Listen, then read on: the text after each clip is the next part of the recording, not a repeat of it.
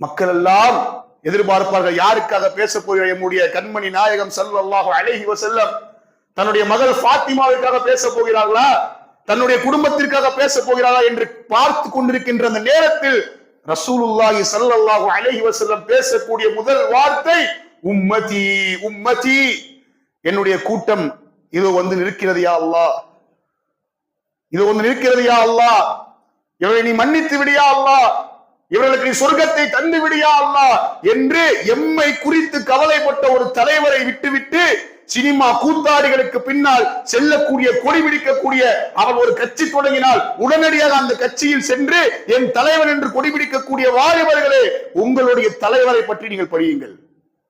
உங்களுக்காக கவலைப்பட்டவர் அவர். இந்த உலகத்தில் இந்த ஒரு ஆட்சி அதிகாரம் என்றால் சிறந்த முன்மாதிரி அவர்தான். ஆன்மீகம் என்றால் சிறந்த முன்மாதிரி அவர்தான். ஒரு தாயாக, ஒரு பிள்ளைக்கு தாயாக, ஒரு சமூகத்திற்கு தலைவராக, ஒரு போர் படைக்கு வீரனாக, எல்லாவற்றிற்குமான முன்மாதிரி நம்மிடத்தில் இருக்கும் பொழுது, நமக்கு ரஹ்மத்தாக கொடுக்கப்பட்ட பொழுது, நீங்கள் ஏன் இந்த அற்ப காசுக்கு விலை போகக்கூடிய கூத்தாடிகளை ஏன் பின்பற்றுகிறீர்கள்? ஒரே ஒரு வார்த்தையை சொல்லி முடித்து விடுகிறேன். பொன் எழுத்துக்களால் பொறிக்கப்பட வேண்டிய வார்த்தை. ரசூலுல்லாஹி ஸல்லல்லாஹு அலைஹி வஸல்லமை போன்று ஒரு ஆட்சியை யாராலும் நடத்த முடியாது என்பதற்கான ஆதாரம். ஒரு முறை சொன்னார்கள், இந்த உலகத்திலே எப்படி நீதம் வழங்கப்படுகிறது? ஒருவன் உயர்ந்தவன் என்றால், பணக்காரன் என்றால் அவனுக்கு ஒரு நீதி, ஒருவன் ஏழை என்றால், வறியவன் என்றால் அவனுக்கு ஒரு நீதி.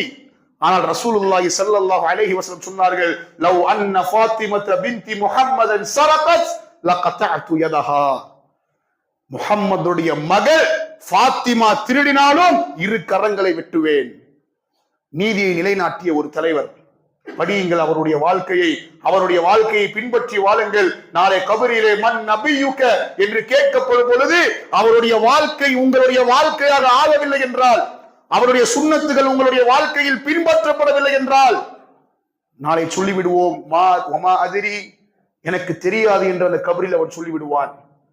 அப்படி சொல்லாமல் முஹம்மது ரசூலுல்லாஹ் என்று கம்பீரமாக நாம் சொல்ல வேண்டும் என்றால், அந்த முஹம்மது ரசூலை படித்து அவரை போன்று வாழ்ந்து இந்த உலகத்தில் நீங்கள் மரணியுங்கள். அல்லாஹ் சுப்ஹானஹு வ தஆலா முஹம்மது ரசூலுடைய வாழ்க்கையை படிப்பதற்கும் வாழ்வதற்கும் அந்த பாக்கியத்தை நமக்கு தருவானாக.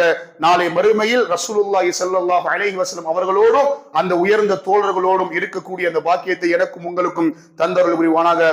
அகூலு கௌலி ஹாதா வஸ்தக்ஃபிருல்லாஹ லி வலக்கும் வலிலிசாயில் முஃமினீன மின் குல்லி தம் ஃபஸ்தக்ஃபிரு இன்னஹு ஹுவல் கஃபூருர் ரஹீம்.